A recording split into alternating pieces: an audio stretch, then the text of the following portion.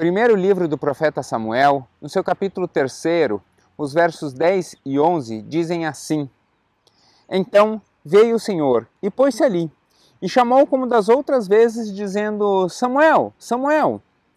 E disse então Samuel: Fala, porque o teu servo ouve.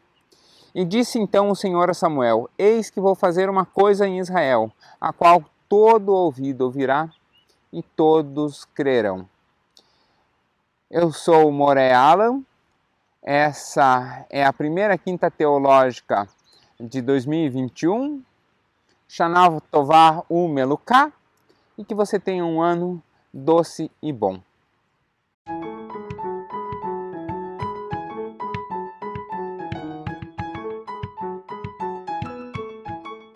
Toda quinta, aqui no canal da Igreja Batista Bom Retiro, você tem um estudo. Às vezes sobre algum determinado postulado teológico, às vezes sobre um determinado tema, às vezes sobre uma passagem das Escrituras, ou como hoje, algum tema específico com relação, às vezes com relação a alguma data, às vezes com relação a algum fato. Mas sempre algo que possa ser útil para o seu dia a dia, aumentar a sua comunhão com Deus e aumentar a sua vontade de conhecer as Escrituras. Por isso, se você tem qualquer dúvida, qualquer sugestão, pode colocar aqui nos comentários, que na medida do possível a gente vai respondendo. Todos os comentários são lidos por mim, e daí na medida do possível a gente vai respondendo e vai usando sua dúvida ou para responder, ou para fazer parte de um outro vídeo, ou até, quem sabe, fazer todo um vídeo em cima da sua sugestão. Então fique à vontade, pode escrever, porque eu leio todos os comentários.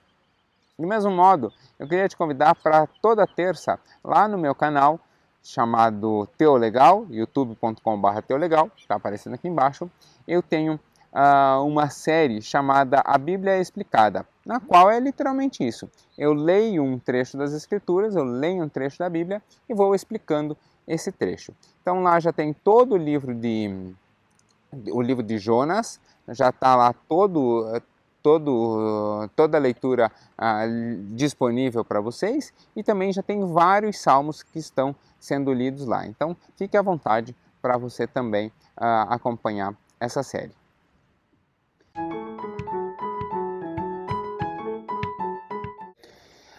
Talvez você esteja estranhando que eu estou falando de Rosh Hashanah, porque Rosh Hashanah acontece na segunda metade de setembro, comecinho de outubro. É o Ano Novo Judaico. Mas é por isso justamente que eu vim conversar hoje com vocês sobre isso. Nós já estamos chegando no Ano Novo Cristão, no calendário corrente, e eu quis então não trazer os costumes judaicos, não vou apresentar o que se faz, como é a ceia de Rosh Hashanah, vai ter um pouquinho disso, mas o foco não é esse. O foco hoje é compreendermos o significado de Rosh Hashanah e aplicarmos, transpormos ele para o nosso calendário, aplicarmos na nossa vida esses conhecimentos. Então, hoje nós vamos estudar um pouquinho de cultura judaica, vamos entender o que significa Rosh Hashanah, como que ele é celebrado e por quê.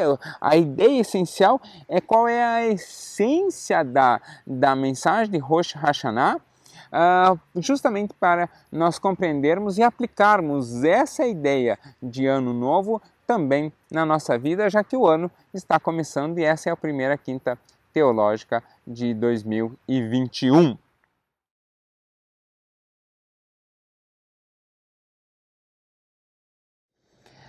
A expressão Rosh Hashanah, Shana é ano, Shana Tová, um bom ano. Rosh Hashanah, Rosh é cabeça. O primeiro livro da Bíblia, que é Gênesis, o nome dele hebraico é Bereshit, o Resh no princípio. Os livros na Bíblia começam pelo seu nome, eu comentei isso aqui no vídeo sobre os cânticos de Natal, sobre os cânticos envolvendo o nascimento de Jesus. Então, em hebraico, o primeiro livro da Bíblia é Bereshit, que é no princípio, na cabeça, no começar, no início. É por isso que, inclusive, há aquele versículo que eu te chamei para ser cabeça e não cauda, né? Porque é o que está no princípio, está à frente. A Bíblia usa a ideia de cabeça para essa representação. Nós também usamos, né? A ser cabeça significa isso, ser líder, né? Então, estar à frente, ser a cabeça, né? E aí a ideia, então, é nós estudarmos, é pensarmos nos textos e nos costumes envolvendo o Ano Novo e a partir dali, então, nós estabelecermos os princípios do Ano Novo e assim estudarmos e conhecermos as Escrituras. Eu comecei com o texto de 1 Samuel 3, 1 Samuel 3, versículos 10 e 11, onde há um chamado de Samuel, né? Então, nesse chamado de Samuel, a gente consegue ver e ele respondendo ao Senhor, eis-me aqui. Esse é um dos trechos que é entoado no curso da cerimônia de Rosh Hashanah. Por quê? Porque é no momento em que nós estamos começando um ano novo, nós nos apresentamos ao Senhor, dizendo, está começando um novo período, eis-me novamente aqui, usa novamente a mim, deixa eu ser ferramenta na sua mão, me conduz para onde o Senhor quiser, faz de mim o que o Senhor quiser. Então, esse texto de Samuel ele é muito utilizado porque na sua essência é quando a pessoa se converte, na sua essência é quando a pessoa se entrega, quando a pessoa se coloca diante do Senhor para dispor-se a isso. O Ano Novo Judaico ele acontece entre setembro e outubro. O calendário judaico não é exatamente como o calendário gregoriano, que é o nosso calendário. Por isso o Ano Novo ele vai acontecer lá entre setembro e outubro. Cada ano varia exatamente o seu dia, até porque o calendário judaico não tem 365 dias, ele é um calendário lunar, né? Então ele é regulado pelas luas, e o nosso calendário é um calendário solar. O calendário judaico tem 360 dias e não 365 como o nosso. Então tem essa variação, a cada pouco ele vai fazendo um ajuste e tal, né? Eles não têm um ano bissexto, a cada pouco eles têm uma semana, como se fosse a semana bissexta, né? Como se fosse o nosso dia bissexto. Então tem alguns ajustes que são feitos. O texto do Ano Novo, de Rosh Hashanah, ele está lá em Levítico. Em Levítico há a instituição de um Ano Novo, mas a ideia é que o dia do Ano Novo é exatamente o dia que Adão e Eva teriam sido criados. Então, como se faz esse estudo? Olha que curiosidade isso. Como se faz esse estudo? A Bíblia diz quantos anos cada personagem bíblico existiu, então faz-se a conta a partir da idade dos personagens bíblicos, né? Então, Davi viveu 70 anos, fulano viveu 200 anos, Matusalém viveu 400 anos, Noé viveu tantos anos, então vai somando os anos de idade de cada um, né? Desconta o que há de convivência em comum e assim a gente chega aos 5.780 anos, que é o calendário judaico. Então, teoricamente, né, segundo a tradição judaica, Adão e Eva teriam sido criados nesse dia. E aí você vai dizer assim, tá, mas esse dia conta a partir do momento em que eles foram expulsos do paraíso, a partir do momento que eles foram criados, a partir do momento em que eles estão na terra, a partir do momento que comem o fruto proibido. Então, acontece que a tradição judaica diz que Adão foi criado, cerca de 2 horas depois Eva foi criada, cerca de 1 hora depois ela colhe o fruto, cerca de 2 minutos depois dela colher o fruto ela morde e 1 minuto depois Adão morde. Até porque Adão estaria ao lado e Eva teria estendido o braço oferecendo a Adão. Então todo o tempo do homem no Éden teria acontecido a tradição diz que teria acontecido em algumas horas tão somente, né? A gente precisa lembrar que também a questão de tempo ali era uma variável. Então, tudo isso é contado como sendo o sexto dia, né? Dentro ainda do sexto dia. E aí, então, a conta começa no dia 1, justamente por causa disso. Pois bem, a instituição do Ano Novo, ela está lá em Levítico, né? Então, já existia o costume do Ano Novo, mas como uma festa a ser observada, ela está em Levítico. Levítico 23 e 24 diz assim: fala aos filhos de Israel, dizendo: no sétimo mês, no mês sétimo, ao primeiro dia do mês, tereis descanso solene, memorial, com sonidos de trombeta e santa convocação. Sonidos de trombeta são sons de chofar.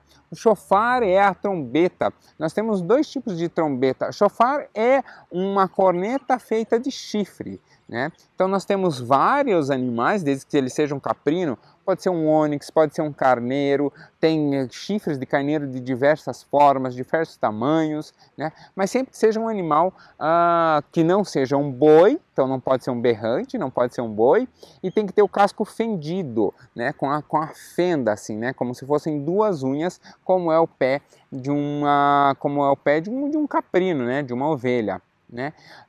De um carneiro, tal. Então, desses animais é feito o chofar. Há chofares que são grandes, que são de antílopes, né? Então é um chofar grande, assim, curvado. Há o chofar do ônix, que é um chofar grande também, mas comprido e reto, né? Ele é todo anelado, mas por dentro ele faz como se fosse uma corneta reta. E há o tradicional chofar de carneiro. O chofar de carneiro tem dois tipos, tem o carneiro rústico e tem o chofar rústico e o chofar polido. Eu tenho olha que bonitinho, meu chofar, ele é um chofar de carneiro, ele é pequenininho assim, há chofares bem menores, chofares curtinhos assim, o meu não é o dos menores dos chofares de carneiro e o meu é polido, então eu vou até chegar mais perto aqui para você poder ver. Olha, ele é todo polido, tal. O chofar ele é sempre uma peça só, então se você olhar tanto aqui a pontinha é só feito, eles esquentam e fazem um buraquinho, né? E ele é uma peça só, não tem como um saxofone que tem aquela palheta, tal, não tem nada disso. Ele é sempre uma peça só, feita a partir do chifre do carneiro, e então se toca o chofar em Rosh Hashanah. Esse som de chofar, esse som das trombetas de chofar, ela é um som que, diz a tradição, faria uma invocação. Seriam invocadas as legiões celestiais, né? Então, o exército celestial é quando Deus mandaria os seus anjos para batalhar conosco. Então, todas as batalhas em que um anjo, né, em que é tocada a trombeta e o anjo desce para batalhar, essa trombeta que invoca os anjos é esse chofar que é tocado, né? A ideia é justamente então de que se estamos em um novo ano, começando um novo ano e nos dispondo como Samuel se dispôs a dizer: eis-me aqui, Senhor, e estamos em um ambiente de santa convocação, por isso a presença dos anjos, né? Um ambiente de santa convocação. Então, quando nós colocamos à disposição de que Deus realize sua vontade na nossa vida, então anjos afluiriam para nos auxiliar nisso. É o meio pelo qual Deus nos ajudaria a realizar. Isso é o que diz a tradição. Como já falei, Rosh Hashanah é a ideia de cabeça, né, de algo que está acima. Se você está reparando, eu estou de kippá, também chamado em latim de solidel, né? Soli é somente, del, Deus. Solidel, só Deus acima, né? O uso do kippá, ele tem justamente esse intuito de nos lembrar que Deus está acima permanentemente, de que permanentemente há alguém acima de nós, representado. Então nós cobrimos a cabeça, né? Então a cobertura da cabeça é essa representação de que não esquecemos de que Deus está acima, de que Deus é a cabeça, de que Deus é o fio condutor. Nós olhamos para isso lembrando que Cristo é a cabeça, Cristo é a nossa direção. Então nós não usamos o kippah, por quê? Porque o Senhor já usou a sua coroa, e era uma coroa de espinhos em pagamento, né, em expiação dos nossos pecados. Então, o Ano Novo ele sempre acontece no 7º mês. Por que no 7º mês? Porque a tribo de Dan, né, Dan, haveria nascido no 7º mês. E Dan é um homem justo. Dan é a tribo encarregada da justiça. Dan é a tribo encarregada da justiça. Dan é a tribo encarregada do julgamento. Então, quando nós olhamos para o 7º mês, sendo ele o mês de Dan, quando nós olhamos para o 7º mês, sendo ele o mês de Dan, nós pensamos, né, é uma representação de que ali é o momento no qual nós paramos, refletimos e julgamos como foi o nosso ano anterior. Nós fazemos uma análise, nós fazemos uma anamnese, nós procuramos entender como foi o nosso ano anterior para, a partir dele, projetar o nosso ano futuro e realizar os nossos projetos, correr atrás dos nossos projetos. A tradição judaica diz que o primeiro dia do ano é, ao mesmo tempo, olha que lindo isso, é a data mais universal e a data mais individual de todo o ano. Mais universal por quê? Porque todos param para fazer o mesmo ato. Que ato? Pensar em si mesmos. Então, é no momento mais universal em que todos estão fazendo a mesma coisa, quando nós paramos e pensamos em nós mesmos. E a entrada de 2021, depois de toda a atipicidade de 2020, é o ano perfeito para isso acontecer. É o ano em que exatamente essa reflexão precisa acontecer. Por isso, a tradição diz que nós devemos pensar em 3 questões, que elas estão aparecendo aqui do ladinho, se não desse lado, mas elas vão aparecer agora. São as 3 perguntas que nós devemos nos fazer para entrar no novo ano. A primeira pergunta é: quem nós fomos no ano anterior? Quem nós fomos? Nós fomos amigos? Nós fomos fiéis? Nós fomos necessários? Nós fomos briguentos? Quem nós fomos? Ou melhor, eu vou passar para o singular, quem eu fui? Eu fui bom filho? Eu fui bom amigo?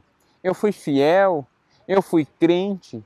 Eu fui um estudante da palavra? Eu fui alguém que buscou a Deus? Eu fui alguém que procurou o Senhor? Eu fui alguém que deixou a vida levar? Eu fui alguém que foi honesto ou desonesto no meu trabalho? Eu fui alguém que se empenhou como deveria? Eu fui alguém que lutou as devidas lutas? Quem eu fui? A segunda pergunta é: quem eu sou? Ter consciência das nossas possibilidades, ter consciência de quem eu sou, ter consciência do meu papel no reino. Eu sou realmente alguém que está contribuindo? Eu sou realmente alguém livre? A liberdade que Cristo conquistou na cruz, eu exerço essa liberdade, ou eu fico preso numa tradição, ou eu fico preso em um costume desnecessário, eu fico preso na ignorância? Quem eu sou? Eu sou alguém perdoado? Ou eu sou alguém que fica alimentando o pecado de estimação? Eu sou alguém que tem a plena liberdade de me achegar ao Pai, ou eu sou alguém que fica buscando respostas na palavra de uma ou de outra pessoa? Eu sou alguém que luta contra o pecado e busca a santidade, ou eu sou alguém que quer saber se isso ou aquilo é pecado para eu poder andar na fina linha que separa o que é do que não é pecado? Quem eu sou? E a terceira pergunta é: quem eu gostaria de ser? Depois que eu já pensei quem eu fui, quem eu sou, o que precisa ser mudado para eu chegar a ser quem eu gostaria de ser? O que precisa ser alterado para eu pensar, para eu ser aquilo que Deus constituiu como minha essência? Quem eu gostaria de ser? O que eu preciso mudar para eu chegar a ser essa pessoa que eu almejo? O que eu preciso mudar para eu chegar a ser aquele que Deus espera que eu seja? Essas perguntas, eu não tenho resposta. Eu tenho as respostas para a minha vida. Essas perguntas são perguntas individuais, das quais só você pode respondê-las. Essas perguntas são perguntas únicas, das quais você deve refletir e buscar essa resposta. É como diz o texto de 1 Coríntios 11, quando estamos falando da ceia. Cada um examine a si mesmo. E é nessa análise de si mesmo que cada um faz que nós chegamos, então, à resposta. A partir dessas 3 perguntas, que são perguntas essenciais, então começam 2 perguntas, que são as perguntas de Rosh Hashanah, são as perguntas da reflexão do Ano Novo, que é: que projeto abandonamos e por quê? Ao mesmo tempo, a pergunta: que projetos nós insistimos em ter e por quê? Por que em determinadas coisas nós fazemos, como diz a expressão, nós damos murro em ponta de faca? Nós insistimos incisivamente sabendo que aquele não é o caminho correto. E por que nós insistimos nisso? Ou então, por que nós desistimos de determinado projeto quando temos certeza de que esse projeto é a vontade de Deus, quando temos certeza de que esse projeto é a direção do Senhor para a nossa vida? Então, essa reflexão a respeito dos projetos, ela é resultado das 3 perguntas anteriores. Rosh Hashanah, o Ano Novo, ela é uma data extremamente importante por isso. É uma data em que todos nós paramos para pensar. Não adianta, você sabe que tem gente que aproveita essa época para extravasar, tem gente que aproveita para ir para a praia, tem gente que aproveita para pular onda, sei lá por quê, né? Tem suas crendices, tem gente que passa vestido de branco, tem gente que não passa vestido de branco. Essa não é a essência da questão. A essência da questão é que nessa data, ao começar um ano novo, todos nós paramos e refletimos a respeito do que temos sido, do que temos feito e do que queremos ser. É só você reparar, isso é natural do ser humano pensar nisso. E datas como a marcação de um ano novo, elas existem justamente para nos levar a pensar a respeito disso. Essas perguntas, essas 3 perguntas, que são perguntas essenciais para o ser humano, essas 3 perguntas elas são perguntas muito abençoadoras, porque elas nos levam a um período de introspecção e de compreensão interna de quem nós somos. Ao pensar nessas 3 perguntas, nós interiorizamos valores e pensamentos que vão ser uma força motriz para o próximo ano, seja para aumentar ainda mais aquilo que estamos fazendo de bom, seja para revisar, para restabelecer novos parâmetros a partir daquilo que, após refletir, nós notamos que precisa ser mudado em nossa vida. A grande alegria é que as misericórdias do Senhor se renovam. Então nós podemos literalmente nos achegar a Deus e naquilo que não encontramos virtudes, naquilo que nós não encontramos algo bom, nós podemos nos achegar a Deus e pedir perdão.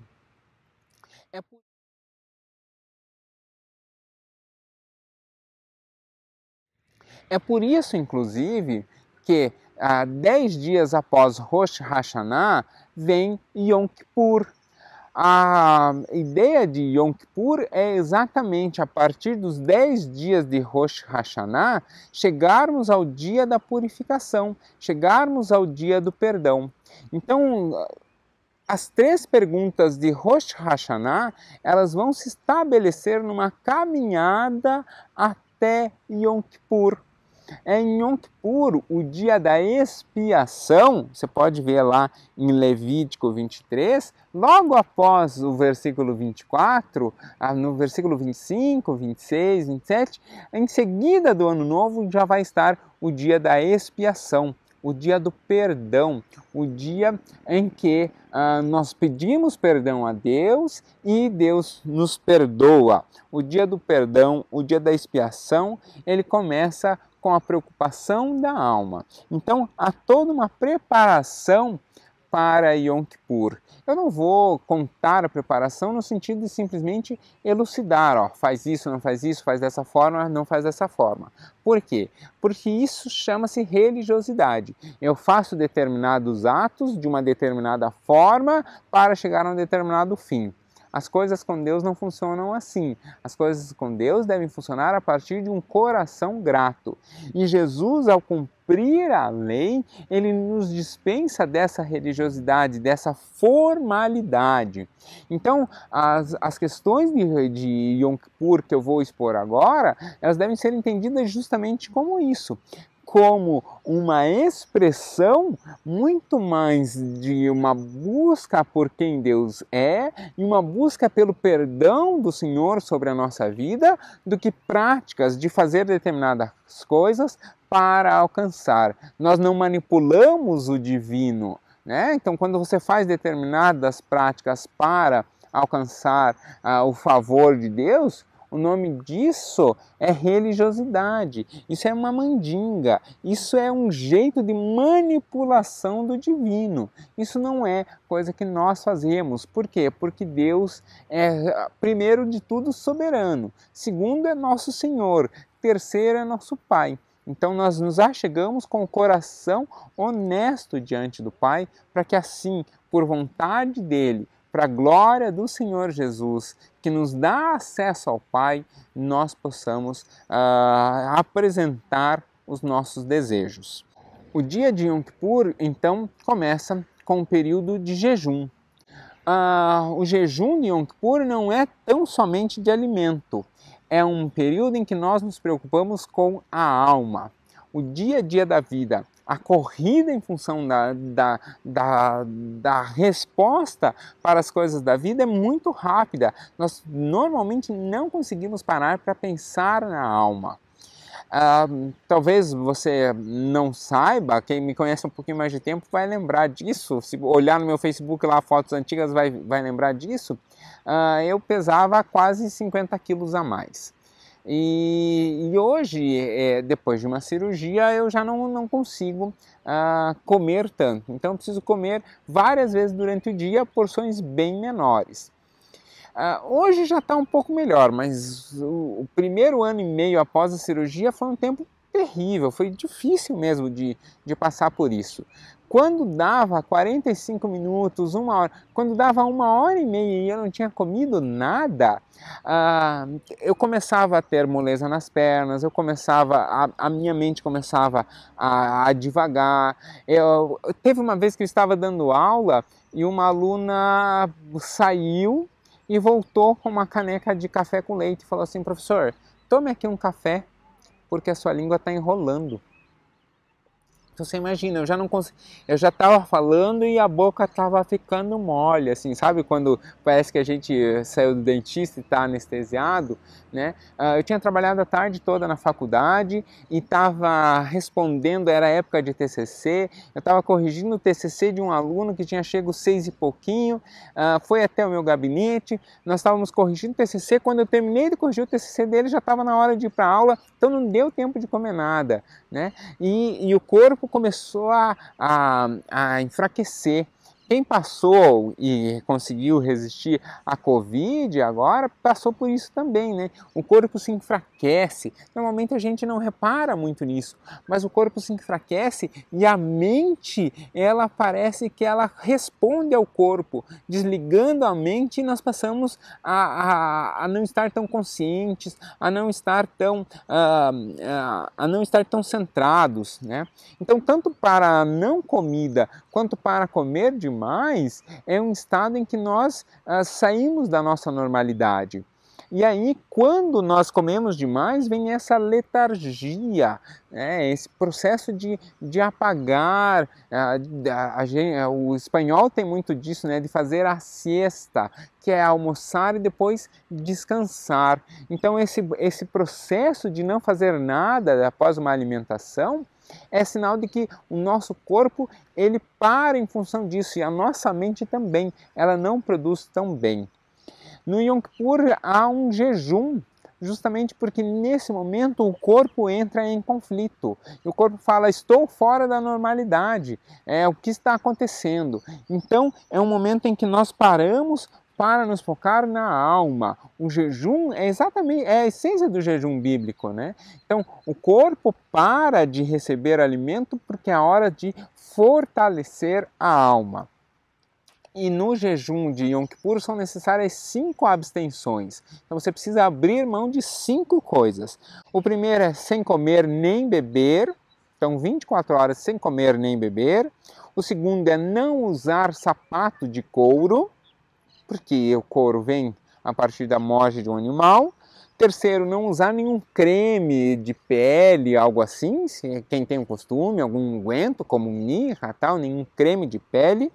Não tomar banho, pois é, 24 horas sem tomar banho e não ter nenhuma relação sexual, mesmo se casado. Então são as 5 abstenções, as 5 abstinências, são as 5 privações de Yom Kippur. Mas eu disse que eu ia explicar não apenas como é, mas o porquê. Por que essas 5? A primeira é não comer nem beber, porque isso é o sustento do corpo. E é uma hora de sustentar a alma, de fortalecer a alma. Então eu não sustento o corpo para fortalecer a alma. A segunda é não usar sapato de couro. Por quê? Porque sapato de couro é a ideia de conforto. Então eu saio da minha zona de conforto, eu não uso sapato de couro. Há judeus ortodoxos que nesse período inclusive andam descalços. Eu não uso sapato para sair do conforto, eu deixo de lado o conforto. Eu não uso creme, né, ou algum unguento para cessar as sensações. O nosso corpo, os 5 sentidos, nós somos bombardeados de informação o tempo todo. Nós recebemos informações o tempo todo. Então nós cessamos essas informações, nós cessamos esses sentidos, porque quando esses sentidos estão nos enchendo de informações, nós não estamos ouvindo a voz de Deus. Então ao cessar essas informações, ao cessar essas sensações, a alma ouve mais facilmente a Deus. Nós não tomamos banho, né? Não penteia o cabelo, não toma banho, e um dia só não é o fim do mundo, um dia no ano para isso. Quem tem filho adolescente sabe que parece que Yom Kippur é quase o ano todo, mas nós não tomamos banho. Por quê? Por causa da apresentação. Você não tem noção como é o cabelo do pastoral na hora que ele levanta. Meu cabelo nem sempre é tão sedoso e bonito como está agora, cabelo ao vento. A ideia é justamente de que nós não estamos apresentáveis. Apresentáveis a quem? Ao outro. Não é hora de se apresentar ao outro, é hora de pensar em si. É meio egoísta? É, porque é a hora de pensar no próprio ego, para moldar o ego, para ser alguém melhor para o outro amanhã. Esse é um tempo de reflexão interna. E não ter relações é justamente para não exercer a atração, não exercer a sensualidade, não exercer a conquista, o flerte, né? Não provocar o outro a ter sensações. Essas são as 5 abstinências que o Yom Kippur exige durante um período de 24 horas. E aí, então, diz a tradição que todo pedido de perdão ele é aceito, desde que ele é feito a partir de 3 premissas. A primeira é que o arrependimento seja um arrependimento completo, um arrependimento verdadeiro, um arrependimento honesto. A segunda é que ele seja verbalizado. Já falei aqui numa outra quinta teológica. As coisas que acontecem na nossa mente, elas vão acontecendo de modo aleatório. A nossa mente ela não é organizada. Ela é como um emaranhado de fios desencapados, que cada pouco um toca aqui, outro toca ali e sai faísca. E se você observar dois neurônios conversando, né, o axiônio com um neutrito de outro, você vai ver que literalmente é faísca, é um impulso elétrico que passa. Essa confusão mental, ela, quando nós verbalizamos, ela é estruturada, ela passa da mente para o consciente. Nós passamos a ter domínio e compreender isso.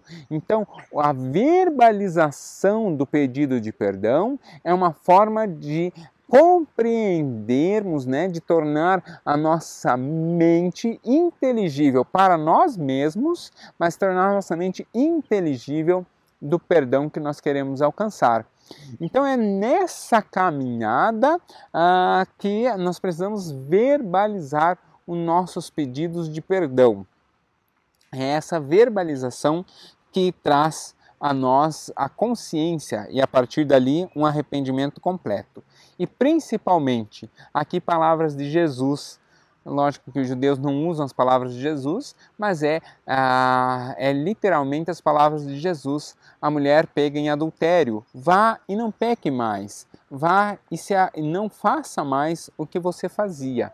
A ideia é de que estarmos dispostos a não fazer mais. Veja, isso não quer dizer que se você eventualmente acabou fazendo de novo, que você não teve perdão, ou de que o seu perdão acabou não existindo, ou que você perdeu esse perdão. Não é isso. É que o seu coração não estava mais disposto a fazer aquilo.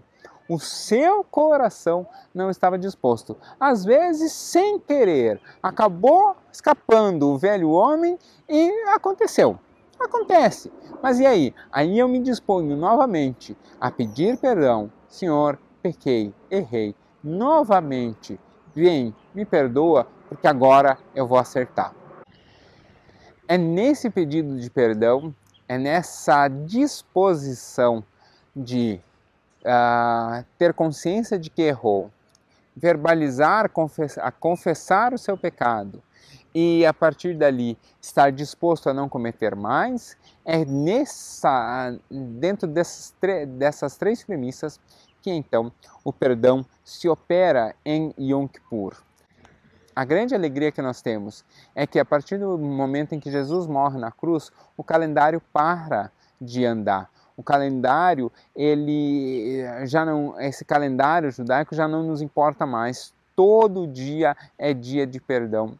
Todo dia é dia de nós nos arrependermos completamente, é dia de confessarmos os nossos pecados e é dia de nos propormos a não pecar mais.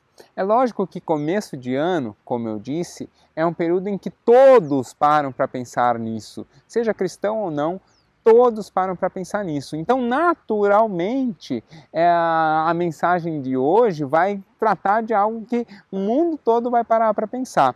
Mas não acontece só com os cristãos, né? Ou não acontece, acontece com todos. Mas nós temos essa liberdade de, em todos os dias, praticarmos o Yom Kippur, de todos os dias nos achegarmos mais a Deus e alcançarmos o perdão do Senhor. É necessário esse reflexo, é necessário essa disposição de nos achegarmos a Deus. E há, então, no fim do Yom Kippur, um trecho muito interessante que encerra a cerimônia de Yom Kippur com a Birkat Kohalim. A Birkat Kohalim é a bênção sacerdotal, a bênção araônica, a bênção com a qual o Senhor instruiu que deveríamos abençoar o seu povo. Eu vou colocar o texto aqui também, como sempre você pode acompanhar, e a bênção sacerdotal diz assim: Yavechecha Adonai veishmenecha, Yaer Adonai panach elecha veikonecha, Issa Adonai panam elecha v'yeslacha shalom. Essa é a bênção sacerdotal, a bênção que Arão aprendeu com o próprio Deus a abençoar o povo, que diz que o Senhor te abençoe e te guarde, que o Senhor faça resplandecer o seu rosto sobre ti, que diante de ti o Senhor levante o rosto e te dê a paz. Quando nós nos achegamos diante de Deus, devidamente perdoados, dispostos a não pecar mais, dispostos a, como disse lá Samuel, ser ferramentas na mão de Deus, dispostos a ouvir a vontade do Senhor, a abandonar determinados projetos e a insistir, apesar da dificuldade, em projetos que são os projetos que estão no coração de Deus, então, e tão somente nesse momento, Deus olha para nós de igual para igual. O texto da bênção diz exatamente isso. O Senhor nos abençoa e nos guarda. Ele resplandece o seu rosto sobre nós. Resplandecer é isso, estar resplandecente, estar iluminado, né? Iluminar é estar iluminado. Do trono a luz de Deus resplandece sobre nós. Né? Então, que o Senhor possa resplandecer o seu rosto sobre nós, a luz de Deus nos inunda, nos toma.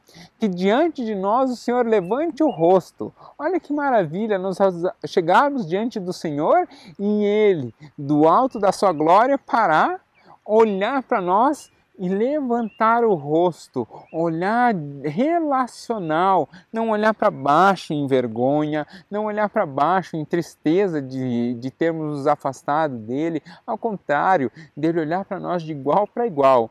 Tal qual o pai do filho pródigo corre e abraça o filho baixa a cabeça e fala: pequei contra os céus e contra ti, né? Deixa o seu empregado, ele fala: ei, levanta a cabeça, cara. Olha para mim de igual para igual. Você é o meu filho. Você é o meu filho. Eu vou calçar os seus pés. Vou colocar um anel no seu dedo. Você vai andar comigo. Você era meu filho perdido, mas você foi resgatado. Você compreendeu a mensagem do Pai. Deus olha, então, levanta o rosto para estar conosco. E aí, então, quando Ele olha para nós, alguém disposto a realizar a sua vontade na própria vida, alguém disposto a ser ferramenta na mão de Deus, então Deus vem e derrama a sua paz. Meu desejo é que você tenha, como dizem os judeus, um ano doce e bom. Que o seu ano seja literalmente doce e bom. A representação disso é maçã com mel.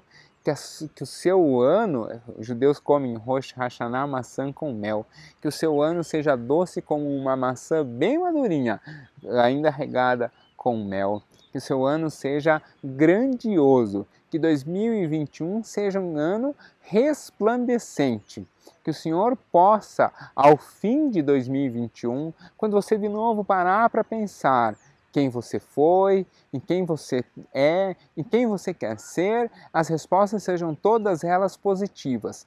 Que naturalmente você chegue, de tempos em tempos, pare para refletir e lembrar que você precisa, aqui ou ali, pedir perdão, corrigir os seus velhos caminhos e então caminhar com fé.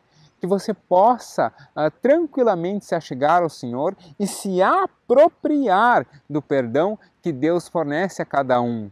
Que você possa realmente ter a certeza de que é filho amado do Pai e rasgar o seu coração diante de Deus num pedido de perdão.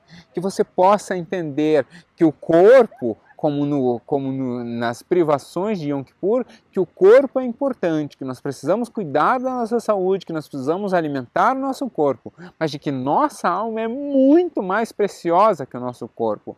E que em alguns momentinhos, é necessário sacrificar as vontades do corpo para buscar a santidade da alma. Cristo salvou a nossa alma, mas cabe a nós o processo de santificação dela. Então, que você possa tranquilamente chegar ao fim de 2021. Estejamos conversando ou não ao fim de 2021.